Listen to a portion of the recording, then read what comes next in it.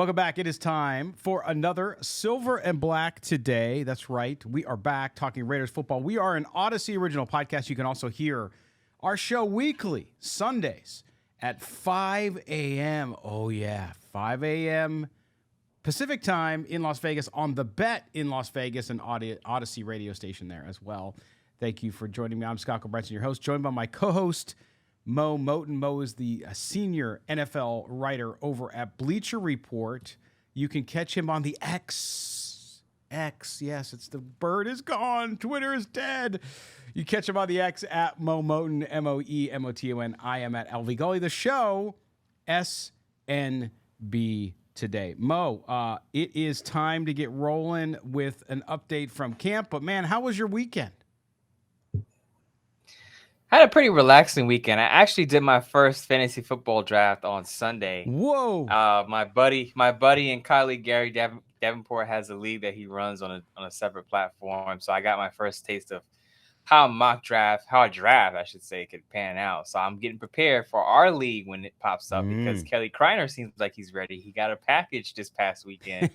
So he's ready. I'm getting ready. Football's back. It's a mysterious shirt of some sort, which will be funny. We just have to see what that is when it's time to unroll. But more on that league coming soon, as we will have to draft as well.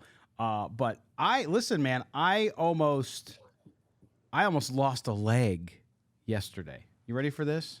Oh, okay. I'm officially on the NFI list. Just want everybody to know. Me and a couple Raiders are on that list, right? Tyree Wilson. You, Byron Young, Tyree Wilson. That's right. We went to some boat races, right? Some of these hydroplane boat races. They're really actually cool. They're actually modified jet ski engine boats. They're really crazy. But anyway, so we had to stop. I had to get ice. I had to get all the stuff for the cooler because it's out, at this lake. And I run in the store, I come back out. Well, we have, for those of you who are sports dads, you know exactly what I'm talking about when I tell you about those collapsible wagons that you haul your stuff around. So I had it in the back. I opened the back of the van, my wife's car, and the thing falls out and just like diagonal angle right at my freaking shin and lower right leg. Dude, I had a hematoma that was like as big as your head, Mo, on my leg for a little bit there. Man, it was rough. I see what happens what you do with your family when you have kids. It's just all this stuff happens. Now, you might say, go ahead. Did you have to go to the ER for that, or were you no? It was fine. It was just a bunch of lumps. I looked like the Elephant Man for like an hour and a half, and then after that I was fine. But it just goes to show you that like things do shift. Remember when you flew and you put your stuff in the overhead? They say, hey, items shift because I wasn't smart enough to realize that the items would shift, and I took it open. I was too excited to get my Modelo in the cooler, and the thing fell on me. So I'm glad to be back on the show where I can't get injured as long as these lights don't fall on me or something like that. But anyway, that's where we're at. Speaking of injuries, do we have to add an addendum to your contract, Scott, so that if you re-injure your shin, we can recoup some of the money? You might have to, but it goes to the discussion of, so I get up and I was going to get home last night because we got home about 6 o'clock. I'm going to mow the front lawn, right? I had to mow the lawn. And my wife's like, no, you're on the NFI list. I will mow the lawn. I was like, oh, that's nice. So that's good. And so that's what, just like Jimmy G, right? Now I'm comparing myself. You can't get angry if Jimmy G takes a day off. Mo, we saw Jimmy G take off one of the days this week. He's going to take off a couple days here and there. A lot of fans, we had people, and again, I don't mention, we don't attack people on this show like other shows do, but I will tell you there were content creators that were out there saying that Jimmy G has a secret injury. And there were people, it's like, no, dude, it's just called easing him back in from the injury he already had. And oh, by the way, look what happened to Joe Burrow in Cincinnati just with a calf injury. Is that what you want to happen to your quarterback? I don't understand people's lack of understanding of the fact that as a veteran, you don't need to go out there and play. Yes, he's new. Yes, the system, he's relearning the system, although he's probably got it down pretty good. But all of this, guys, you want your veterans to take some time off during camp. It's not like they're rookies trying to make the roster as an undrafted free agent. Okay, two things here. First of all, if you've listened to Josh McDaniels at any point this offseason, or recently over the past week, he already said that Jimmy Garoppolo, we're gonna ramp him up. Mhm. Obviously, he's coming off of injury, so he kind of already hinted that Jimmy Garoppolo was gonna have some planned off days. We've said it on the show over the past 2 weeks. We expect Jimmy G to have some down days where he's not as active or he has maybe light activity because he's coming off of injury. And Josh McDaniels said that they treat all players coming off injury the same way. I'm sure Tyree Wilson, when he's back on the field, may have some rest days as well. Even though he's young, it's the fact that you don't want that player to re-injure whatever body part was on the mend. So, one, if you listen to Josh McDaniels, you knew this was coming. Two, we all know Jimmy Garoppolo's injury history. So Yes, with we Jimmy do. Garoppolo, there's an increased chance of him just hurting something else, not just his foot, but anything. So Right. you want to be careful with him. Signing him to this deal, that comes with the territory of signing Jimmy G. When you sign Jimmy G, you're gonna have to be careful with him because I don't want to call him fragile, but he's injury prone. Don't call him fragile, but he's fragile. No, but he is injury Injury prone. I prone. mean, there's no denying that, right? And by the way, coming up after the break, our good friend Jason Fitz will join us. We'll get his take on all of this as well. But yes, I mean, listen, for those of you who are saying, well, and for those of you who agree with us and saying that we're skeptical of the signing because of his injury history, don't complain when he's got days off. Look, let him ease into it. There's no problem. You want him to get to week one. He needs to get to week one for his contract and all the guarantees to pop in, by the way. And so let's look at that. And remember, training camp, I still think for those of us who have the gray hairs here in our beard, I know you don't have any yet, Mo, but those of us who remember training camp or taught from past shows going back several years when Phil Villapiano and Cliff Branch were on this show and talking about how camp, the two-a-days, they just don't do that anymore, right? With the money involved, with the way the game has changed, you don't have that. So when we think of training camp really is light workouts. I mean, remember, they don't even have pads on yet, Mo, and people, and I'll get to it in a minute when we talk about players that are doing well, players that are not, people already have yellow jackets for some of these guys who are just playing well and running around nicely in camp. Camp now is not really an indicator until you get late into camp when they start playing, when they start actually hitting and you get a little more indication of where guys are at. You still don't know. It's just light workouts. Right, it's light workouts. What I will say is that it's encouraging that football's back, right? So any Absolutely. bit of No football question. footage and any bit of football news is exciting. I've been talking about Jacorian Bennett all over Twitter over the past few weeks. But in my tweets, I've also said I understand the pads. They haven't practiced with pads yet.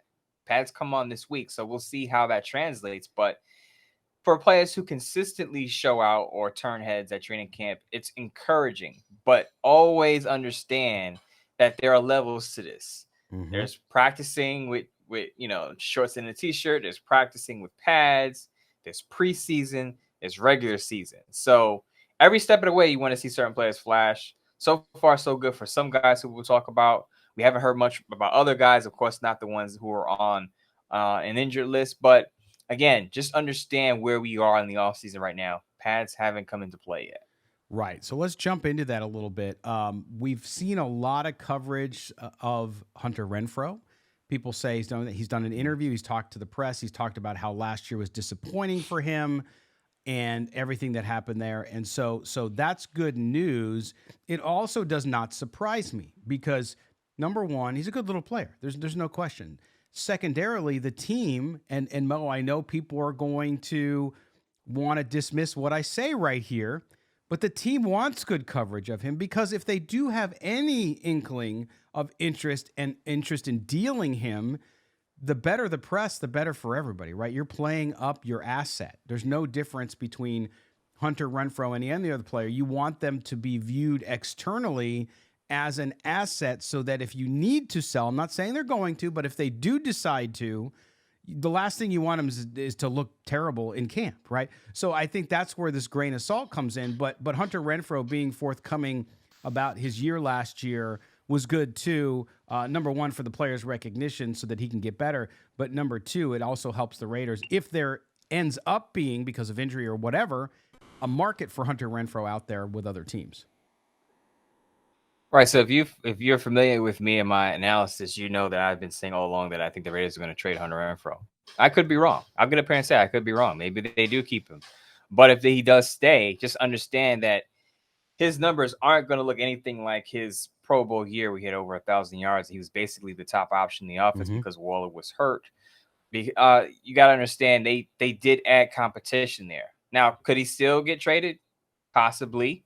We have a long way to go still until week one. But as you said, if they had any idea of trading him, of course they're gonna say we're excited about his season. They gotta pump him up because he's coming off of an injury riddled down year where he was hurt for a lot of the year, didn't have much production. So that's not appealing on the trade market. A guy coming off essentially his worst season. So Right. you have to make it seem like, well, we're all in on Hunter Renfro, still a good player, all of that other stuff that you have to say publicly to make sure teams don't say, well, he had a down year. Why would we be interested in trading him? Because remember, Tashawn Reed of The Athletic reported that there were no real offers for Hunter Renfro. There's no real trade. There were no real trade suitors for him about a month ago. And Yeah. that's not a surprise considering his contract combined with the lack of production he had. So usually teams that, even if they want to trade a player, they're going to say positive things about him in public. And that's what the Raiders are doing right now. Absolutely. Also, let's go back to Jimmy G because we've heard good things, right? Good things about Jimmy G throwing the Great ball things. around. But people are surprised, and I don't understand this, Mo, because you and I have talked about it a lot. I think you were the first one to bring it up when they signed him, which was Jimmy G is not a deep guy. He is not like you want to compare. People are going to compare him to Derek Carr all season long. Just get used to it.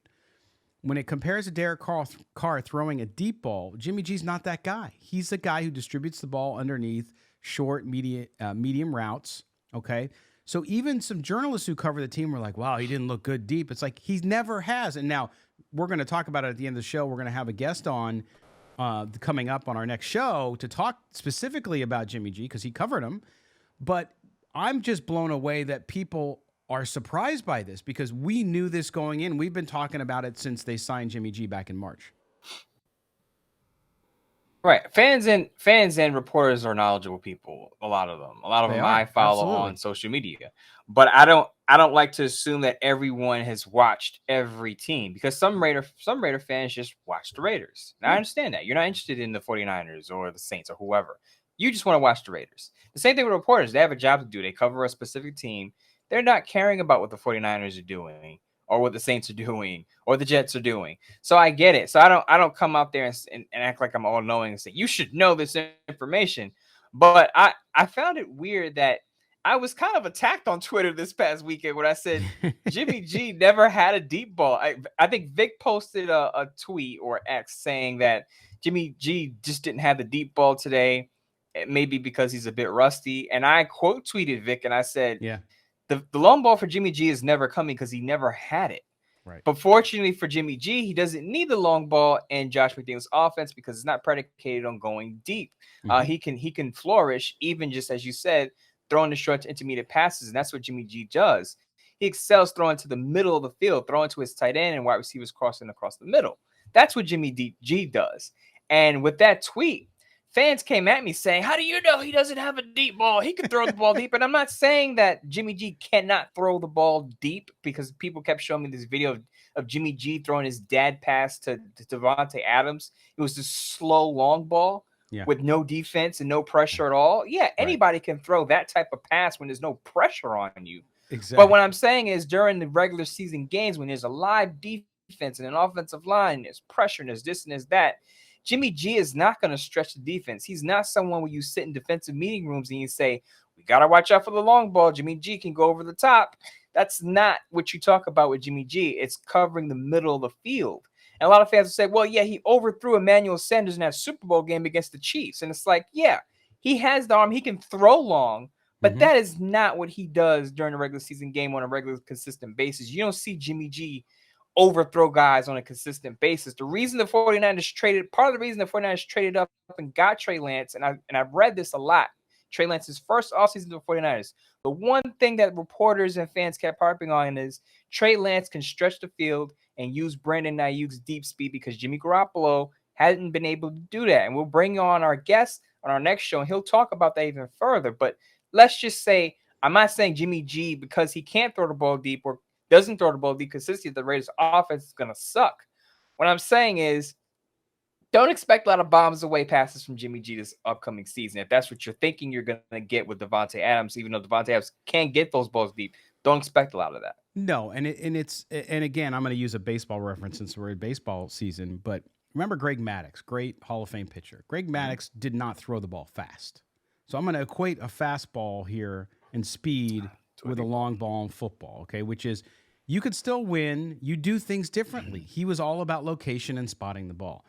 Jimmy G, it's not that he can't throw a 30-yard pass here and there, especially if there's broken coverage and nobody covering the receiver downfield. But you just have to know your players' strengths and weaknesses. All players have them, okay? And the biggest criticism we've had of Jimmy G before he stepped on the field was his injury record. So it has nothing to do with that. But to your point, the other couple players that I wanted to mention, one was Michael Mayer, not surprised. Again, nobody's in pads, nobody's hitting, nobody's actually competing against defenses here. So take that with a grain of salt. The other was Zamir White, which is actually another story because with the situation with Josh Jacobs, Mo, they need Zamir White to take that next step fast, give him more opportunities, which he will have in the preseason clearly and in camp. But good to hear some information trickle out of him that he's in good shape, that he's focused and running around Henderson, looking like a guy who might be ready to take that next step up in the NFL.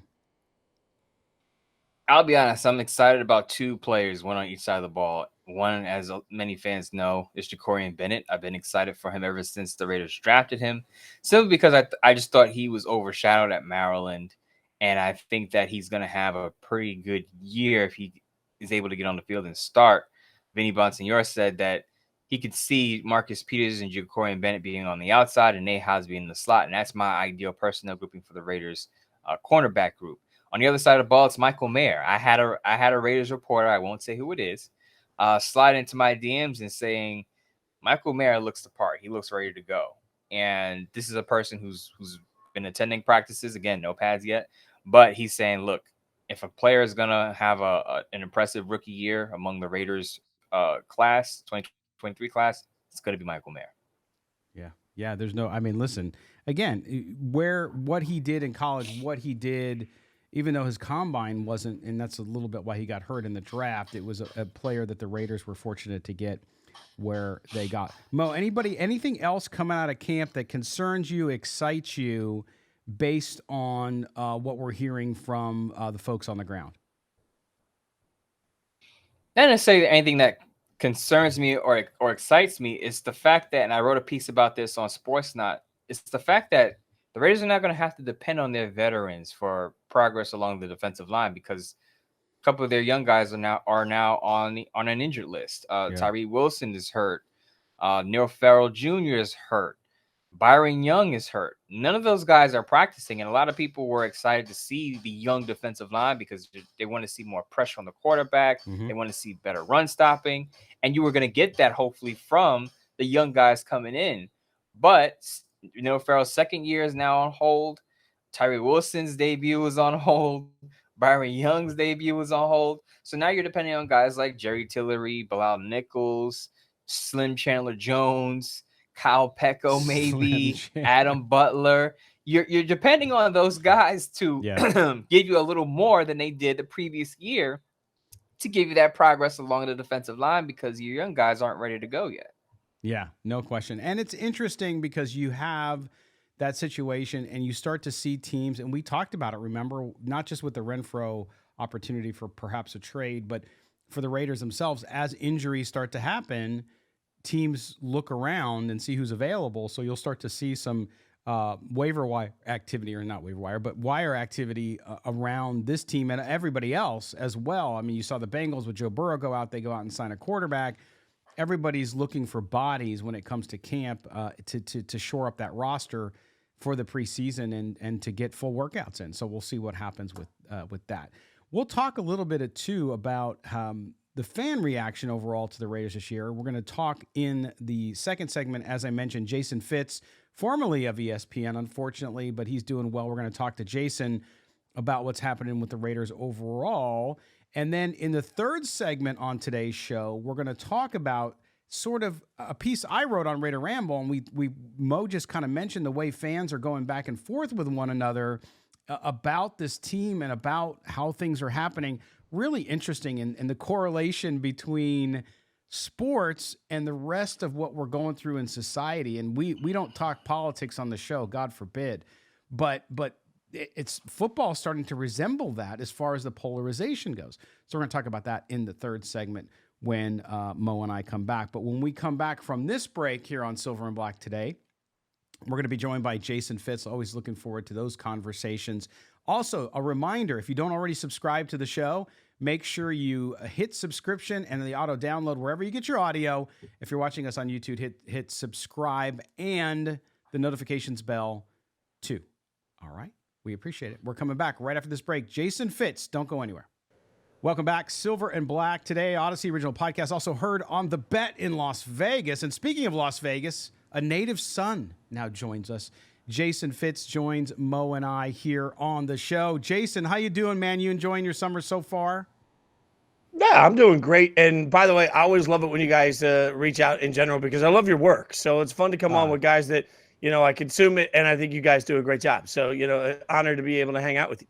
Well, I appreciate that very much, Jason. And likewise, that's why we like having you come on, because you always give the fans unfiltered. And you're a fan, too. You're a Raider fan. I think that's why folks, whenever we have you on the show, love having you here, because they hear it from you, but they also get the elixir of truth, which sometimes is hard to get for them in other places. So let's get started. We're in camp, and we're seeing a lot. I don't know if you're seeing it too with the people you interact with in Raider Nation, Jason, but we're seeing a lot of people very negative about this team going in, including some in the national media who are looking at it objectively and saying, hey, look, this is a bottom 6 or 8 team in the NFL. When you look at the Raiders, what they were able to do in the offseason, the Josh Jacobs situation obviously plays into that.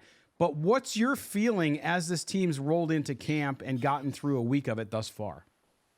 So when I look at any team, and I don't care what team we're talking about, but we'll go with the Raiders. When I look at this team, I don't look at any team for 1 year. I like to look at teams over a 2 or 3 year period to figure out where they're going to be this year, which is why most of the time I've done a pretty good job of figuring out where the Raiders are. I was wrong last year. I thought they were going to be a much better team. I think a lot of us were. But I look at last year and say, man, freakishly unlucky. I look at the year before and say freakishly lucky. So now that is all sort of normalized, you've had a year where you won a bunch of games on a walk-off, and now you've had a bunch of games that you lost double-digit leads. Like, I'll never forget just sitting in my house in darkness and silence with the TV off for an hour after the Arizona loss, just sitting. I didn't even talk to my dog for an hour, right? Like, we all remember that. I think last year's team was better than its record. The year before was worse than its record. So where does this team normalize? I mean, realistically, when you're in with the Chiefs and the Chargers, in my mind, you're probably the third best team in your division. How does that shape up? Like, I think this year's Raiders team is going to take a step towards where we thought they were going to be last year. But it's just in this year's AFC, I think it's almost impossible to be a 10-win team unless you're really stinking good. So I think the Raiders are in a stepping mode. I don't necessarily think they're going to be a 10-win team. But I think they have a real shot at being like right around that 500. 500 doesn't exist, but we know where that 7, 8, 9 wins. I think that feels pretty right for where they could come into this year. So you're right where I am, Jason, with this team. I think they can hover around 500 if Jimmy G stays healthy. Of course, every Raider conversation with their record goes back to if Jimmy G could stay healthy, right? So that was your analyst hat. So put on your fan hat for a minute. And I just want to know, what is your excitement for this team? Because a lot of Raider fans come to me and say, well, I'm a Raider fan. I'm not jumping ship, but I'm just not excited. Jimmy G doesn't excite me. Josh McDaniels doesn't excite me. I'm worried about this. I'm worried about that. Yes, we have Devontae Adams, but I question the direction of this team. As a fan of the team, how do you feel about the Raiders this year? The only thing I'd say about Jimmy G, and I got to be careful. Like, look, Raider Nation at this point is sort of like dating your ex, and now all of a sudden you're just like creeping on their Facebook page all the time. Like, you got the Derek Carr people that are like out there, and I love me some DC. I love the way he played, but they're out there looking. They're like, how's it going with the new one? Is he posting pictures? Like, are they in love? Like, we're all that. Like, I'm going to be one of those that stands up today and says, hey, I'm going to take the same stance I always took with players. As people have asked me my whole life, who's your favorite Raider player? And my answer to that has always been consistent. I don't have one. Because as much as I loved watching a lot of these players, I'm the first to admit that if they went to play for the Broncos, I would cheer against them. If they went to play for the Chiefs, I would cheer against them. So no one player has ever defined the Raiders for me. I think this is hard because Derek Carr defined a generation. But I would remind everybody what it felt like when one Rich Gannon was acquired by the Raiders. Nobody cared. Nobody was sitting there saying, you know what, we are going to win the West because we have the Rich Gannon. And it turned out to be the perfect marriage between player and coach. And it brought out some of the best years of my adult life as a Raiders fan. So if I put my fan hat on, I would remind everybody that Jimmy G in the red zone is far better than Derek Carr or any Raiders quarterback we've seen in a long time, right? Like red zone has been an issue. Maybe that gets solved. Jimmy G has been smart and efficient with the football. His turnover ratio has been very good. And he was one quarter away from beating Mahomes in the Super Bowl. Not his fault the 49ers melted down in the fourth quarter. Not his fault that the play calling was less than ideal. So I think you could, sort of put a lipstick on this whole thing and say, look, Jimmy G. I think the realistic thing here is that this is perfect for the Raiders for one reason. The quarterback of the future was not attainable for the Raiders in this year's draft. And the worst thing you can do is overdraft for a quarterback. If you just take a guy because you got the 7th pick and you're desperate for him, man, everybody in that building's got to be willing to get fired for that guy. Everybody in that building's got to be willing to set your franchise back 3 to 5 years for that guy. That didn't exist in this year's draft. I was covering the draft for ESPN. When the Raiders got to their pick, my buddies asked me, what do you want? And I said, anything but a quarterback, because the right quarterback was no longer available. So if you're the Raiders, you got to tread water at the quarterback position while you build the rest of the roster up. They got arguably the best edge rusher in this entire draft. They got the best tight end in this entire draft. They got a corner that we all are in love with at this point. But as it went down, my buddy that knows the Maryland program well, he texted me and said, you got a day one starter.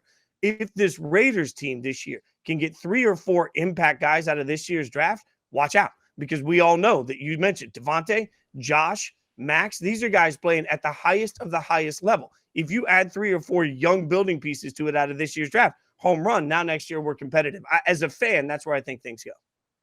Yeah, absolutely. And you look at that defense. I mean, you mentioned some of the draft picks and whatnot, and that's, I think, a lot of folks are looking at the offense. Jimmy G, they're focused on that. They're focused, of course, on the absence of Josh Jacobs, which we've talked ad nauseum here on the show about, and that's going to either resolve itself and he shows up, or it doesn't, and we'll see where that goes.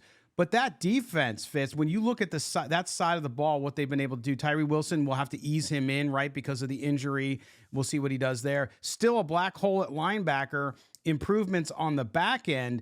When you look at the defense, I think the offense will be fine overall, again, if Jimmy G's healthy. But other than that, this defense, to me, is going to be under the spotlight, and we're going to have to see if those young players can step up and make a huge difference in year one to help this team at least get to where its maximum potential can lead it.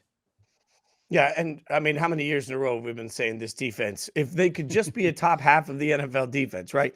I think a couple of things play into this. One, continuity does matter in this system because it's complicated. And, how many times did people tweet me last year and they'd say, hey, if the offense and defense is so complicated, then simplify it for the players. I wish we lived in that world. But let's remember, the greatest of the great coaches in the NFL have the same type of ego that the greatest of the great players have. And they have an ego. We say that as a bad word. I don't. They deservedly have confidence in their systems and their processes, right? So in my mind, I'm looking at the Raiders and saying one thing we have to accomplish is some level of continuity because this is a complicated defense to learn. So then when you bring pieces in, where do they fit? How do they fit? If you look last year, there were flashes. I would say that Tillery gave us flashes when he came over that he can actually be a mainstay in the middle of this defense. Divine Diablo is somebody that, again, I'll go back to the day he was drafted. One person that worked with the Senior Bowl and knows prospects well said, man, if the team will be patient enough to give him 3 years, he can be a guy in this league. And now we see going into year 3, that's the expectation if he can stay healthy. I think there are players that have flashed. They got to put it together. But realistically, Chandler Jones, I'll also say, we all know was the disappointment last year. But if the Raiders can either figure out better pass rush consistently or figure out a way to bolster the secondary a little bit, either is going to help either immensely. When you are facing Patrick Mahomes, when you are facing Justin Herbert, the reason these guys get the money they get is they're the best of the best. They're going to get theirs. But if the Raiders can just slow that down and importantly turn 7 into 3 in the red zone area, this defense takes a massive step forward. So I think the rotation of defensive line needs to be figured out. I'm not as worried about linebacker because I think it's an antiquated position in the modern NFL. But man, that secondary, safety's got to come together. Corner's got to figure that room out. Like they've got to get work done quickly to be able to be the team that they want to be. Well, we can't let you out of here, Jason Fitz, without addressing the elephant in the room that is Josh Jacobs' absence. Just going to actually be financial advisor Jason Fitz right now. You had a pretty good clip out there about the quarterback contracts, about teams being 50-50, winning with and without a quarterback on a new deal. So I just want to get your comments on the running back market and Josh Jacobs and his situation. It's kind of polarizing. Some of our fans say don't pay him. Running backs aren't as important as you think. You don't need a top running back to win a Super Bowl or win a lot of games. And there are some people out there saying, look, he earned it, just won the rushing title, been good before the rushing title, pay the man. What do you think is going to happen with this Josh Jacobs situation, and how would you have handled this Josh Jacobs situation from the Raiders' perspective? By the way, both sides are right? Like if you look at the empirical data, you don't need to have a great running back. And frankly, as much as we want to talk about one player on this Raiders team, this is a very painful reminder to everybody. Max Crosby ascended last year. Devontae Adams had a better year without Aaron Rodgers than he had with him, right? And Josh Jacobs led the league in rushing. And for that, the Raiders got 6 wins, right? Like this is that painful reminder that in the AFC that we exist in right now, 1-53, you got to be better. So if you're the Raiders, what you cannot do is mortgage the future for one position. And I think that's kind of across the board right now. Like that's why they're trying to infuse young while they figure out how to get enough players to then figure out how to keep all of it together. Like it's a whole building process. If I was in the Raiders organization, I would be looking at Josh saying, I love the human being. I love the player. I love everything about it. But I just can't justify a huge multi-year guaranteed deal for a running back when that's just not the way business is done. And it's unfortunate. I love Josh Jacobs. He's one of my favorite Raider players to have watched. And I think he makes the team better. Here's where it becomes really interesting. If he sits out a game or two, let's remember in the NFL, they're paid week to week, right? So $10 million, he would give up literally 1/17 of $10 million. So whatever that is, $700,000-$800,000 just to not show up. If he does that, here's what becomes staggering. This is the risk reward for the Raiders and the next level in this. If Zamir White comes out and is the guy they thought he could be and runs great against this behind this offensive line that last year may have gotten a lot of help from Josh, right? If White comes out and is great, then the Raiders are only going to double down even more and say, hey, good. If he comes out and he can't get any run game going and there's nothing there, and they realize that it really wasn't the ascension of the offensive line, it was the play of one Josh Jacobs that made the offensive line look better. Now Josh has an even bigger bargaining chip. The problem is time is just going to keep ticking and ticking and ticking on this. And so if you're Josh, you got to stand for what you believe in. Like if you don't need the money, then don't.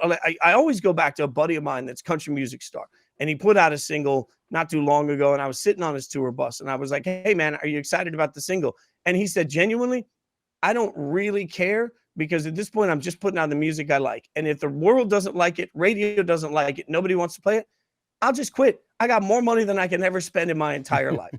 I think sometimes about that with guys like Josh.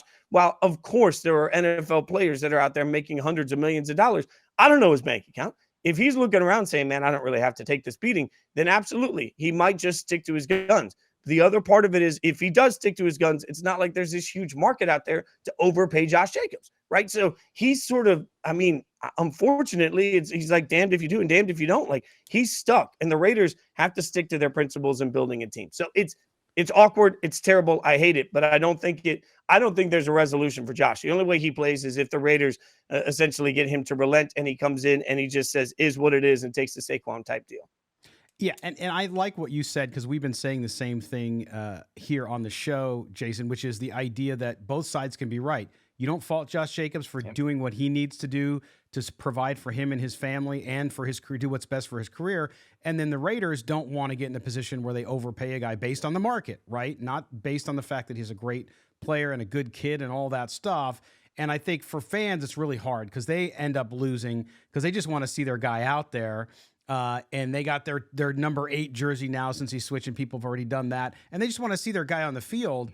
So they get caught a little bit in the middle. It's hard to understand overall that. But I was saying, the last thing I wanted to ask you about was one of the things going into this season, and I think I've been saying all along, it comes down to just winning and developing momentum. A lot of talk, especially national, amongst colleagues of yours at ESPN formerly and others, which is this idea that the Raiders don't have any sort of home field advantage. Raider Nation shows up everywhere the Raiders play, but with the Las Vegas equation, with the idea that everybody wants to come to Las Vegas to see their team play, I contend, Fitz, that they just need to win. If they win, Raider fans aren't going to give up tickets. They're not going to sell their tickets. You with me on that one?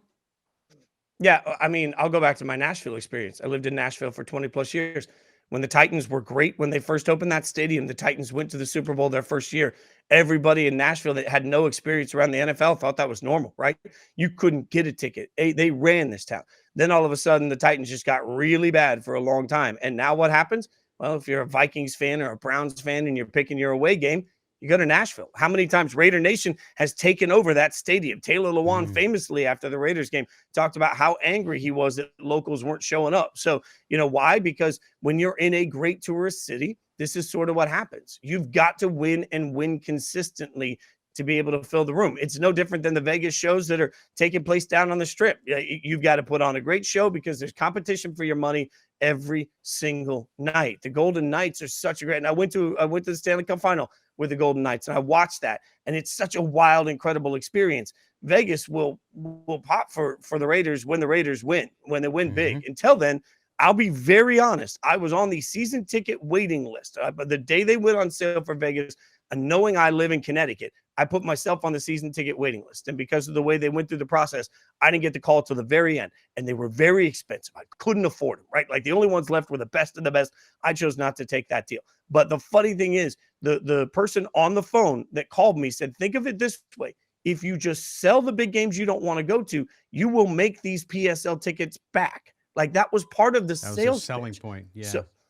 So to that, I say to everybody, the Raiders knew this was going to happen. Vegas knew this was going to happen. The solution is to win, not once, not twice, not 3 times. The solution is to build what Kansas City has built. The solution is to put yourself where the Chargers are, where every year they're in the playoffs conversation. That is across the board the solution to fixing any attendance issue. In the meantime, it is a beautiful stadium and it is a beautiful facility. And players do want to go out there because of the facilities that they have to work out with and because of the tax situation. And the tone from players I talk to outside of Vegas, when I used to say, you ever going to go play for my beloved Raiders? I can't repeat on air what the answer was. When I say it now, it's like, oh man, I'd love to check Vegas out, right? Like, so the tone has changed around the league. The way that the fans get in the building is you go out and you put yourself in the Super Bowl conversation. There you go. Jason Fitz, you can just follow win, him. baby. That's right. Just go back to the original, right? Jason Fitz, you can follow him on Twitter, X, whatever you want to call it this week, at Jason Fitz. Jason, we appreciate you being with us, man. We'll have you on again real soon. I appreciate it. Does it mean we no longer send tweets? We now send X's? I don't. X's. I asked this question. I asked, do we call them X's? Do we call them Zweets? You know, because you could use an X as a Z. Zeets. Is it Zeets? Like nobody... Apparently, Elon Musk and all his knowledge and money has decided not to tell us any of that, just to put up a logo and call it what he wants to call it. I guess you could do that. When you have I more vote for money than Zeets. anybody. Zeets. I like Zeets sounds good. Yeah, I'm stealing that from you. Good. There you go. I appreciate that. Jason Fitz, thanks, buddy. We'll talk to you next time. Thanks, guys. All right, we're going to take a break here on Silver and Black Today. When we come back, it's time to roll on with the show. Don't go anywhere. You're listening to Silver and Black Today, an Odyssey original podcast, also on the air on The Bet in Las Vegas. Don't go anywhere. Welcome back. Silver and Black Today here on Odyssey. That's right. Whether you're listening to us on The Bet in Las Vegas or you're listening to us on our podcast, which you can, of course, get Silver and Black Today several times a week. It is an Odyssey original podcast. Scott Gilbranson, Mo Moten, we are your hosts through the show. Love us or hate us, we're not going anywhere. We're here. You can follow Mo. He is the senior NFL writer over at Bleacher Report, also the Raiders columnist at sportsnot.com. Follow him on X/Twitter at Mo Moten, Moemoton. I am at LV Gully, and we're going to talk about fans this time. Now, Mo, we famously, and I say famously loosely, We famously say all the time on the show, we're not going to tell people how to fan, which this segment is not about that. But I wrote a piece up on Raider Ramble last week about the state of fandom, specifically with Raider Nation and across the NFL that I'm seeing, which is interesting. It seems to mimic, in my view, what we're seeing in the political landscape. You're right, they're wrong, and if you're wrong, not only are you wrong, but you're terrible, your whole family, your whole lineage is stupid, and you should just die. Like, that's how bad it gets when we're talking. I know it's a social media driven thing too, so we'll get into that. But it's interesting because it's become just as polarized as politics. And what prompted this for me, Mo, was something you and I were talking about during the break, which is we had Ross Tucker, who is our NFL insider from Odyssey, played in the NFL for 7 years, is calling games on CBS Sports, has called games in college, high school, you name it. The guy's seen more football than us combined, right? So anyway, so Ross was on. Ross said some things that people didn't agree with. And suddenly our show sucks. Ross doesn't know what he's talking about, should not be on TV. And it just blows my mind. Not because you and I get hurt feelings over it or anything like that, but I'm just wondering, sports to me has always been the one escape. And yes, there's always been arguments in sports, right? If you're a Giants fan, you don't like Cowboy fans and vice versa and so on. You don't like the teams and you have that rivalry and all that. Rivalries have always been there, so there's been that kind of argument. But it's so personal and so intense now, even amongst fan bases themselves. In Raider Nation, the Raider Nation on Raider Nation crime rate is through the roof, okay? And I'm just trying to figure out what the hell is going on, Mo. Do you have any sort of take on why we are where we are? I think it goes to, and I've said this a lot, that on social media, the tone and tenor of your tweets or what you're saying gets lost because you don't know if a person is joking, you don't know if a person is being serious. And I think sometimes when we're on social media, we assume that a person is being snarky with us, so we're snarky right back, because that's what social media is now. It's just a lot of people, just being obnoxious to each other. So I think that's part of it. But also you have to understand, like politics, it's always it seems like, as you said, it's kind of like a right and wrong situation. There's no gray area. Two things cannot be true. Now we just had Jason Fitz on just tell us, like, yeah, Josh Jacobs deserves a new contract, but the Raiders are right for what they did because of what the market is and how they're structuring their football team. Both sides can be right. But on social media and some discussion circles, it's like, it's got to be one or the other. It's got to be black and white. It's got to be this side is right, this side is wrong. And the one side doesn't want to see the points of the other side. They just say, okay, my opinion is right. The other side of it, the other opinion is stupid, as you said, doesn't belong in a conversation. We don't want to hear it. And I think that's the danger in our society today, is that while we may have differing opinions, it's also good to at least listen. You don't have to agree with someone else's opinion, but to at least listen to their points, because now it's like, we don't even want to hear the other side. We don't even want to hear the other points. We're just going to embrace and reaffirm our points and just move on. And I think that's dangerous because you don't learn that way.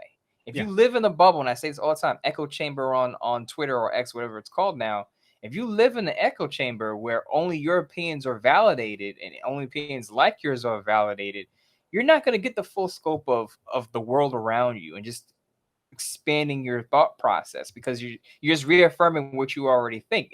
Think about this. If you grew up just thinking what you think and didn't allow any outside opinions, you would never evolve. And I think people just need to, politics and sports and any other debate topic, just at least hear the other side out. And I say this all the time on social media. When I post an article up or a column, people disagree with me all the time, and I still retweet them. And I say, hey, thanks for at least hearing me out. And the people say, look, I don't agree with your point, but I respect the research that you put into it. I'm fine with that. You don't have to agree with me. No, and it's again, I tell my kids this all the time. Life is not a popularity contest. I'm not going through life trying to get as many people to like me as possible. Yes, we want people to listen to the show. Okay. And some people listen to the show, they love it. And some people listen to the show and they don't care for it. Some people don't care for me. Some people don't care for you, probably more me than you. And that's okay. I don't, it's totally fine. I run into people all the time. People say, hey, this is the greatest guy in the world. You got to meet this guy. And you meet him and you're like, nah, I could do without him, right? Everybody's got personal choice. Nothing wrong with that. But when you're talking about football, like, it's just amazing because winning that argument is not going to do anything for you. It doesn't pay your bills. Okay. It's not going to earn your way to the afterlife if you believe in one. It's not going to do any of that stuff. The second part of this I want to talk about, Mo, related to social media and fans, is what Adam Hill from the Las Vegas Review-Journal, covers the Raiders there, wrote a piece that I really, really clicked with, which was about that fans have gotten too comfortable, way too comfortable, tagging players in tweets where they're hypercritical of them. I would also say it goes the other way with the love. Like, there's people, it seems like they're almost stalking them. But Adam wrote in the Review Journal about this, about the Josh Jacobs situation. So Josh Jacobs tweets. Now, Josh Jacobs brings a little bit on because he does subtweet and do these cryptic things. People are wondering what the heck's going on. But people will then tag players in their tweets, calling them all sorts of names, saying, get back to work. And Adam called them out and said, dude, what are you doing?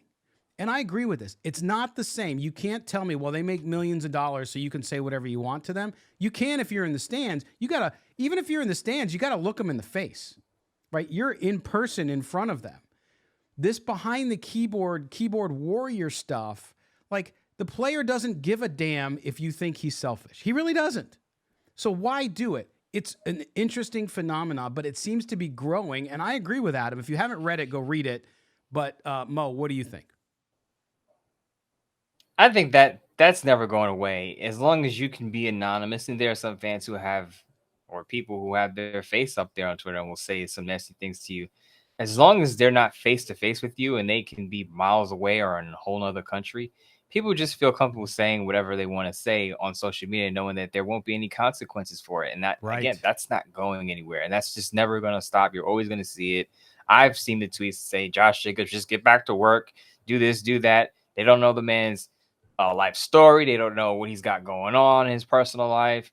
You don't know Josh Jacobs from a hole in the wall. You just see him play football, right? Mm-hmm. But they're going to have a strong opinion on it. And I've given up on the fight of saying, hey, let's wait till we have all the facts before we jump to conclusions. Because if you remember last week, there was a report that came out that said Josh Jacobs turned down $12 million a year. And a lot of fans like, oh, how could you turn down $12 million with the way the running back market is? You're stupid for turning down $12 million. How dare you? You're greedy, blah, blah, blah. I saw the tweets to Josh Jacobs, direct tweets to him, telling him he's greedy. You need to get back. You should have took the money, blah, blah, blah. And I said, and I put out a tweet or an X that said, look, the report says that Josh Jacobs turned down $12 million, but we don't know how many years the Raiders offered on that deal. Was it a 1 year, $12 million deal? We don't know how much of that was guaranteed, because I tell fans and people this all the time with contracts. You look at the headline numbers, but that's not everything. You got to look at the details. Yeah. Years on the contract. Guaranteed money is the big thing, because as we all know, players can get cut at any time. So players are really looking for that guaranteed money. So we don't know if it was a $12 million deal, but it was only 1 year and the Raiders were offering like $6 million guaranteed.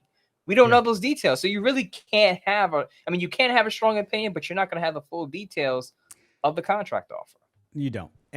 But again, Adam's piece resonated with me, but it also raised another question that I have that you and I have talked about off the air, and we'll have to save for next off season, because it's a little bit off the beaten path, which is there is a generation of younger journalists who seemingly wants to be friendly with the athletes they cover, more friendly than we learn about in journalism school, or at least we used to, which was the idea that you have to have some separation. There has to be that wall, because you might have to talk about this guy, doing something illegal, or you might have to talk about this guy not performing well.